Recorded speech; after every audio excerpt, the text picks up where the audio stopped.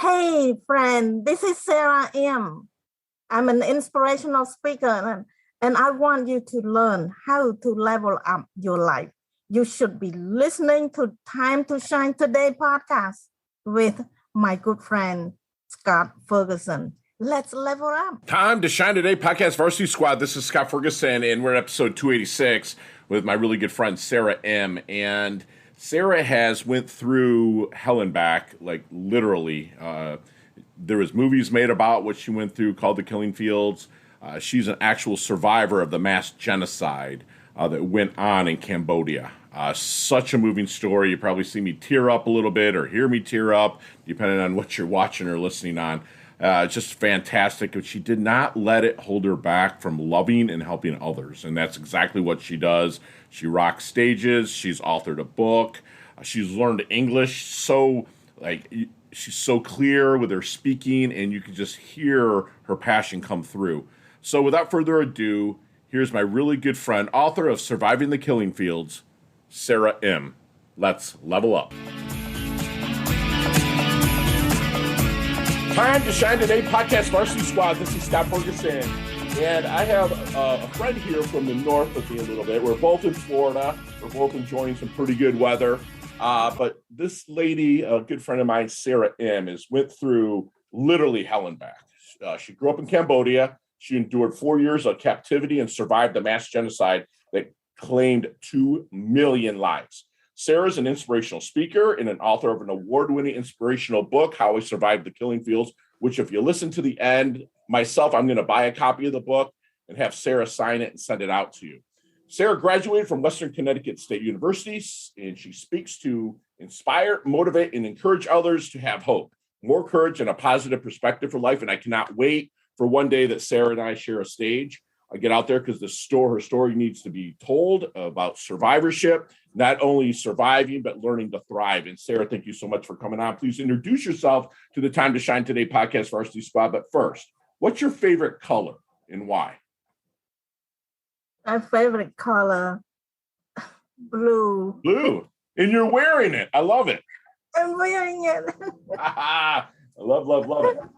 Why do you like blue?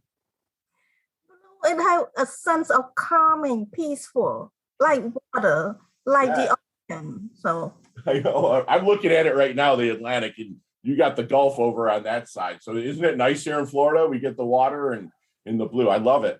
So yeah. Sara, I told you off camera, off mic that, your story makes me emotional. I'm a history nerd when it comes up. So I know the story of what you've been through, but I could never imagine living it.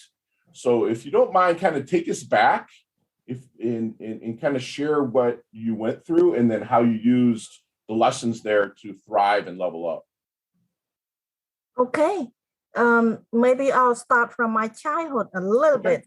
Sure. So your audience might know me a little bit more. Yes. So I grew up in the countryside, in the farm area where my parents are farmers, but I enjoy the environment, the nature that surround us. And as a first child in the family, I feel so loved and secure. Yeah.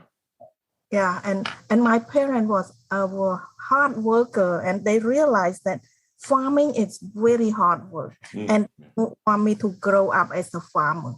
So they instill in me that education is the way to go. You need to have higher education. Right. So that had been implanted in my mind. So when I graduated from high school, guess what? I went away from home to the college. Okay. College is in the capital city, which is about 350 miles away from home. Okay. That means I left all my family behind. Oh, wow. And how old were you? Like, when does college start over there? Is it 18 years old? I was 20. 20, okay. Yeah, because I started late. Okay. I was a small girl, and my mother didn't want me to go to school. Mm. So hold me up for a couple of years. Okay, understood. He's afraid for safety and well-being a lot, huh? Yeah, so I started late. So while I was attending college in April 1975, okay, the communist Khmer Rouge took over the country. They came in the military processing. Okay. All the truck, the tank, and the weapon, the military people walk in. Right. And we have no idea what to expect. But they took us by surprise. Okay. Ooh, okay. Surprise. Everything had to be shut down. Nobody dared to open the store or marketplace or office or any kind. Nothing open. Completely shut down. And went door to door demanding that everybody come out, and go. Go where? And they push us to go away from the city. They don't want anybody to stay in the city.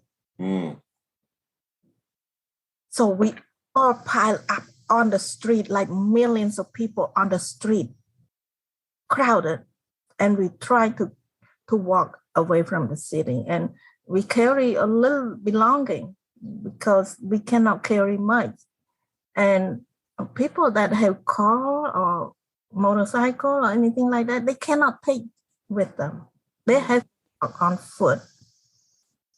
So we walk, and I was crying. I want to go home, but there's no way I can go. Right. How long did you walk for, Sara? For a few weeks. Wow. A few weeks, and we slept on the ground. Man. Wow. We eat a little bit of food that we carry from home. That's all. Cannot buy anything. There's nothing to buy. Sure. Wow. This is terrible. It was miserable to start at the beginning, from the beginning. So finally, we got to the village. Village was already prepped to receive a flood of people from the city like us. So they was giving a temporary place to stay with the family that was already there. So they let us stay in their house for temporary. Okay. And then they want us to go to work right away. Work, guess where the work is? In the fields? In the field, the field. Wow. So we work in the heat all day long. Oh, wow.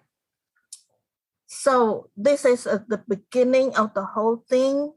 They try to spread people all over the country. Okay. So some areas too crowded and some areas not enough people. So they post an announcement that whoever want to go to Battambang, they sign up. Okay. Battambang is my hometown. Okay. That's where you were from. Okay. Yeah, that's where I'm from. So when I heard that word, it's just like music in my ears. I said, I want to go there. So I signed up, and then they put us on the truck, on the boat, and then a few steps. And by the time they let us go, they want us to stay. It's the middle of nowhere. Wow. Okay. Very disappointing. Very disappointing. So. Right. So what happened after that then? We had to build our own shelter and live there, and then there is another announcement. This is in the process. They try to spread people all over, and they make another announcement. They want single men and women to sign up to go get the training. They say when you go to this camp, you will get trained, and maybe there is a possibility that you can move to help other people in the next door village. Okay. When Sara, what kind of training, hon? Well, don't know. I don't Okay. know. Okay. So, But go ahead. but when I heard that it's a possibility that I might be able to move around to the nearby village, I want to do it because Okay. I don't want to get stuck in the middle of nowhere, and I want to have a possibility. Maybe I can find my family. Okay. So that's my mind for thinking. Okay. And then when they took us to this place, and it's the big camp, they want 1,000 men and women, all single. That means the strongest force. And they work us extremely hard. Okay. The training is in the rice field. Rice fields. Okay. The rice field, 15, 16 hours a day, 7 days a week. Not enough time to sleep. Now, no time to rest. Right. And we were giving very little food. Very little food. Barely a corner of our stomach. So we were hungry. Oh, man. Exhausted. It's terrible. Right. Only at the beginning, the first couple months, so many people already got very sick because of the condition. Yeah, 7 days a week, 16, 17 hours a day, that'll kill you. I mean, literally, you know, and like you fortunately were younger. So I know that you were a smaller person, but you could maybe withstand just a little bit more than maybe elderly people, older people. And did you find that a lot of the people that passed or just dropped from exhaustion were maybe elderly people and stuff like that? That's just terrible. I'm so sorry. Yeah. I don't have exposure to the older people because this is the single. Right. Right. That's right. Single people, they were trying to build the strength. Okay. Yeah. Okay. So keep going. Because I want to get, to the roots of the story with the genocide and the mass stuff that just was terrible. Yeah. So I got sick. When I become sick, I catch a few diseases at the same time. Oh, man. Malaria, high fever, typhoid, and then my body was swelling and then emaciating.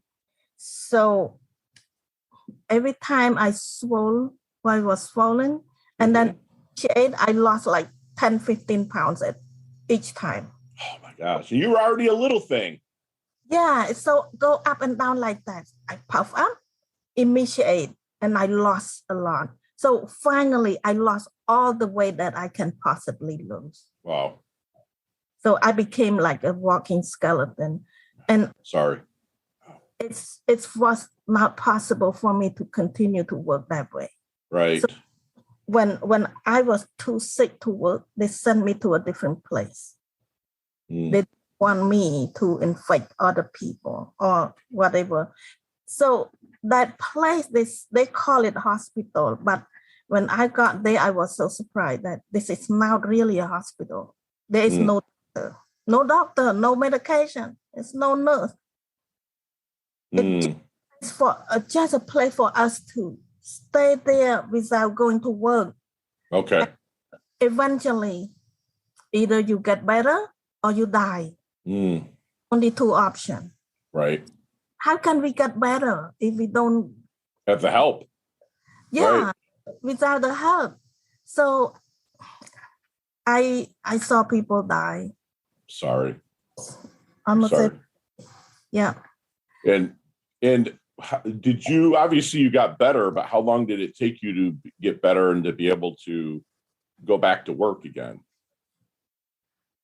I had to make one big jump, one big action. That's, I pray and I ask God to help because I was about to not waking up, but just too sick. And I pray and ask God to help me. And one day, He gave me a courage to sneak out from there. Wow. And barely walk. And I got out from there and I met somebody who was so kind. And she she helped me to get a job in the kitchen. Oh, wow. Okay. Yeah, it's not normal. Nobody ever get a job in the kitchen. So I did. So that means it is a life-saving job for me. Sure. I get to eat, to have more food. I get to work less hours. Right. And get to work in the shade. So all in all, it's just a place that I need to be to recover my health. Okay. For several months. Wow. I gradually feel better and regain my health. Not to 100%, but at least normal. Sure. You're nourishing yourself, getting a little bit of your energy back and be able to do it. So when were you able to kind of fast forward a little bit through this? When were you able to leave and then make the decision that you want to share your story and help people that are going through hard times? I fast forward, eventually I escaped from the big camp. Okay. That's another big jump. Sure. But finally, I got out from the captivity. Mm-hmm. It's a long journey, but in the book we'll describe how. Right. And that's why I'm going to direct people to the book a little bit later. But go ahead. Yes. Okay. Yes. So, and I was able to find my family. To make the story short, yes. Found my family, and we reunited together. And again, they helped me to nurture me to recover my health. I have a few problems that still need to be recovered at that time. And then finally, the situation was still not good. But by that time, when I met with my family, the communist Khmer rules already got kicked out. Okay. The whole country was liberated. Nice. Yeah. And then we realized that we lost a lot of family members. Yeah. A lot of people. Wow, 2 million people died, and that's just terrible. Period. That's just terrible. So in a country that have only 7 million. Wow. It's almost a third of the country that's just gone. That's just terrible. I'm so sorry you had to go through that. And so you reunited with your family, and then how did you make it then to the United States? Another escape. Oh, wow. And squad out there, like all of this is in her book. So I strongly recommend, just because time constraints, because everyone knows my timing on the podcast, that, I'm very abbreviating the story, but you got to go and pick up the book, and I will have that in the link in the show notes. But yeah, please, tell us a little bit about that escape, Sara. How did that go to get to the United States? Yeah, I had to go to the Thai border. It's a long journey, but to make for the time being, I went to the Thai border and then crossed over the dangerous landmine situation, and then found a refugee camp on the other side. And, I registered there, and I have a connection. I have a relative in United States, and I searched for him and made connection, and he did sponsor me to come. Oh, nice. Very nice. Yeah, that's how I came. That's great. And then you attended college in Connecticut? Yes. Okay. What did you study? Mathematics. Nice. Okay. And what did you work in after you graduated from college? I got a really nice job in the insurance company in Hartford, Connecticut. Oh, nice. Beautiful area. Yeah, Hartford is the capital city of insurance company. Yes. Right. Right. Yeah.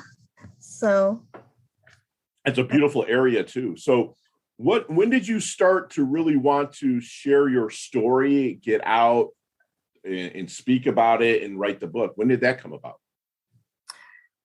Well, several years ago, some people, when they found out a little bit about my story, they invite me to speak at the group and so on. So the word started to spread. And then there was a lot of encouragement that I should write my book. Yes. But I did not take action right away because, English is not my first language. Right. And I have no idea how to go about it. And then in 2015, one of my networking friends helped me to get the book out. Nice. The goal is to tell my story to instill hope in people. Yes.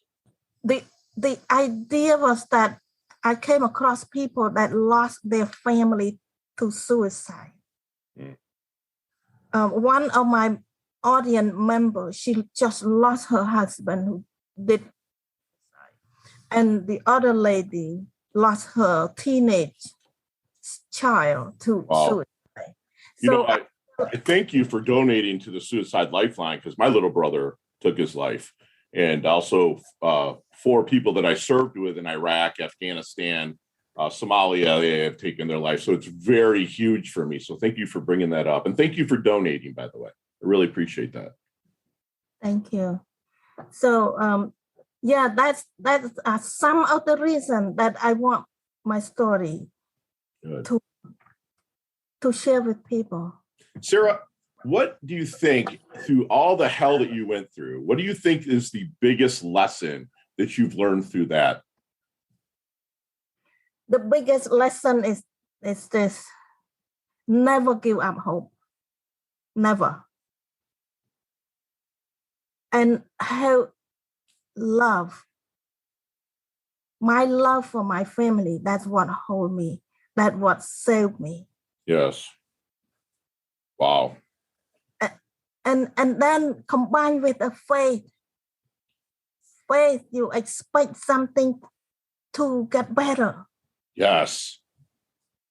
Because you prayed and you had faith, but sometimes faith you really have to be convicted to, right? You have to stick it because you can't see things. You're in the dark. You're like a seed underground, right? That if you pray and you do the right things, you're able to sprout out of that dirt, but you're kept in the dark for a long time. And your dark was a long time and it was terrible. And so I'm a big believer in faith. I'm a Christian, but I believe in faith, and I pray to God, and I give God gratitude every single day to give me the strength to smile, to help others smile, and to, level them up a little bit. So thank you for being convicted with that. So when did you give your first speech then, Sara? Maybe about 10 years ago. Wow. Okay. Very good. But it was sporadic at the beginning. It just in the women club and casual. Right. But No, that's you have to start. That's where I started. I started speaking in front of 3 or 4 people, and just really polished it and had people give me feedback about my speaking. And then, I earned my way to bigger stages, just like you did. I saw some of your stuff here on Facebook of, a couple of years ago, in YouTube, a couple of years ago of you speaking, and you hold the room because people are, I see like the people are leaning in, wanting to, hear the next part of the story because it's so captivating. And, due to the time constraints on this show, the story is really abbreviated, but it's covered in the book. Which again, squad, you have to go out and pick up the book, and I will definitely have a link in the show notes again. But Sara, what do you think, or what is your definition of a life well lived? A life well lived is to have somebody to love, have somebody who loves you, and have gift to give to your community. Yes. You can define your community, whether your family, whether your environment, whether your church. whether your state. For me, my community is in the world right now because where we are, the world, my community. Yes, I it is. have to give to my community. I love that. And you give a lot, which I see that, but are you open to reciprocation, to getting? Of course. Yes. Thank you for saying that. Because so many people, I used to be that guy. I'll give. And then finally my coach is like, are you open to reciprocation? I'm like, what does that even mean? And it's like, and I started realizing the reciprocation that I was getting without acknowledging it. So I would give, but then say my goddaughter would call me out of the blue, right? Just to talk, not to ask me for money or anything like that, but just to talk. And that's a gift from giving, what you give. And we say at Time to Shine today, we give until it hurts so good, right? So that's what we do. And I know that you do it as well. So Sara, let me ask you this. What do you think people misunderstand about you the most? The people understand me the most. They have conception that they probably did not understand what I'm talking about. Okay, very good. Yeah, there are some podcasters who had to pre-interview me to make sure they understand me. Okay, got it. That's that. I understand. With you having English as your second or third language or whatever it is, you are phenomenal with it, because I am trying my best to learn Spanish right now, and I can hold a conversation, but there's no way that I can get on stage and do what you do in another language, So I applaud you so much for what you do. That's fantastic. So Sara, does anything keep you up at night? Anything keep me up at night? I'm just concerned about my country. Okay, understood. Take a long time to rebuild the country after it had been destroyed, completely destroyed, and we have to rebuild back. Right. It had been almost 5 decades now. Wow. It will take more time. Wow. That's just crazy that it's been 5 decades. I mean, I was born in 1972. So I was born kind of at the tail end of the Vietnam War. And it's still, and I've been to Vietnam, I've been to Thailand and whatnot. It's such a beautiful country, but what they went through in the late 50s and through the 60s and even into the 70s, it's just into the 80s. It's just terrible. It's just terrible. And I don't get why the world goes that way. All I can do is pray, like you say, pray for peace, pray for understanding, pray for wisdom for the people, not for yourself so much, but for the people that are making the decisions. So Sara, we like to talk about the dash, that little line in between your life date and death date on a tombstone. Okay, that little line. How do you want that dash remembered? How do you want people to remember Sara Im? I want that dash to remember that I don't live my life for my own. I live my life to serve. Serve God, that's the first, and serve others. Wow, that's beautiful. So much comes from serving. It's like, and you, my friend, are planting trees that you're never going to sit in the shade of, through your service. And I love that. You're such a big heart. And I absolutely love this conversation. But Time to Shine Today podcast Varsity Squad. We are back with my awesome sauce friend, Sara Im, who went through a time that none of us that are really alive anymore at my age or younger than me would never, ever being able to understand and comprehend. I still am having a hard time comprehending. But Sara, we have a leveling up lightning round. Okay. So you and I could talk a long time about each one of these questions, but I'm going to ask you questions and you got 5 seconds to respond, and they can all be responded in 5 seconds. No explanations. Are you ready to level up? Let's do it. All right. What is the best leveling up advice Sara's ever received? Ever best advice? I'll treat other. Yes. Mm. Share one of your personal habits that contributes to your success.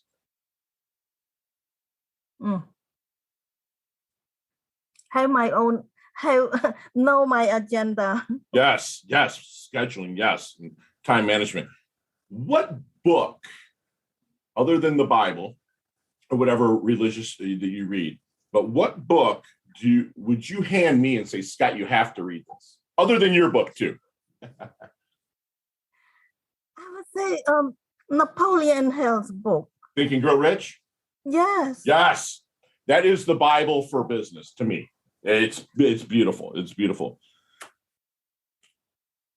Did you have any nicknames growing up? Yeah. What is it? Tell me, Sarah. It's called Bite. Bite is like the little. Like a little bit? Like yeah, bit? I love it. Would you rather play chess or checkers? Oh, chess. Okay, wow. I'll take checkers all day. I'm not smart enough for that.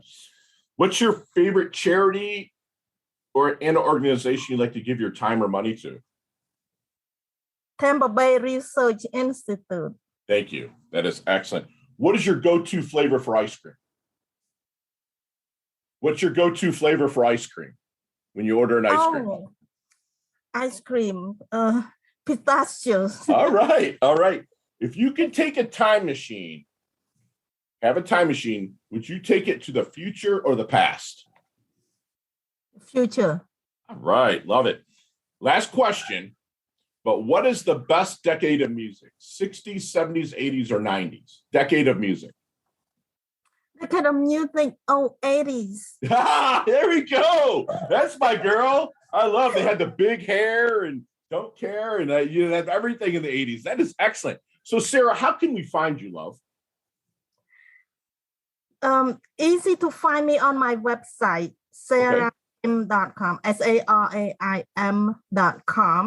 Excellent. And then also you can go to saraim.com/book to pick up her book. And the first person that puts in a comment on any of the social media platforms where this lands, survive and thrive. If you put that in the comments, Time to Shine Today will personally purchase the book and have Sarah sign it, and we'll get it mailed out to you.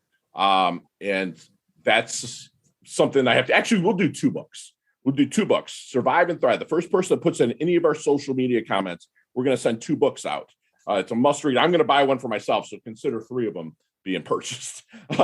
But, Sarah, can you do me a favor and leave us with one last, we call them knowledge nugget, one last knowledge nugget that we can take with us, internalize, and take action on? Right now, keep your positive attitude. Be optimistic. I love it. Because when you are optimistic, that means you appreciate what you have. Yes. You don't crave for something that you didn't have. Wow, that's true. And they have that attitude of gratitude along with that. That's fantastic. Gratitude. Yes. And squad, I might even bring Sarah on for a little more deep, in-depth story, because I had to abbreviate the story just for your listeners out there. But make sure you make it over to saraim.com or saraim.com/book. And again, it's SARAIM.com. And check her story out. Go to her YouTube channel. She grew up kind of in a farming area. Her parents and loved ones believe that education is critical. That she went through hell and back. Literally, she survived malaria, typhoid, and a litany of other diseases. Luckily, she prayed and she had the courage to sneak out. And then she ran into somebody that really cared for her, gave her a job in a kitchen, and allowed her to nourish herself. That is God. That is your creator answering your prayers. She wants her story to instill hope in people, to never give up hope, and make sure that you back that hope with faith and love, and keep the ones close to you and make sure that they feel loved, and also help the others in need. she believes that a life well lived is having someone to love you, and to make sure you give to your community. She lives her life to serve others. She's a servant leader. She rocks the stage when she gets out there. Her book is just phenomenal. And she wants you to remember to be optimistic, appreciate what you do have, because when you can appreciate what you do have, you can gather more positive stuff. If you live in a negative mindset, you will just gather more negative. Sara believes in being appreciated, have the attitude of gratitude, what you have, so you can, and God or your creator will provide even more of that greatness. And don't crave what you don't need. You crave the need to help others and to be that servant leader that my good friend Sara is. She levels up her health. She levels up her wealth. She's humble, yet very hungry for life and to serve others. You've earned your varsity squad letter here, Sara. Thank you so much for coming on. I love your guts so much. Thank you for having me, Scott. You bet. Talk soon. Mwah. Bye now. Bye. Hey, thanks so much for listening to this episode of Time to Shine Today podcast, proudly brought to you by Sutter & Nugent Real Estate Excellence, who can be reached at 561-249-7266 and online at www.sutterandnugent.com.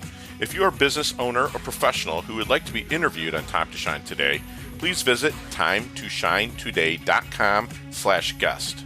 If you like this episode, please subscribe on Apple Podcasts, Google Podcasts, Stitcher, Spotify, iHeartRadio, or wherever you get your podcasts. There's a link in the show notes to our website. Also there, you will see our recommended resources. We hope that you will support our show by supporting them. If you like what you've been listening to, it'd be great if you could just give us a 5-star rating and tell your friends how to subscribe while you're at it. I'm your host, Scott Ferguson, and until next time, let's level up. It's our time to shine.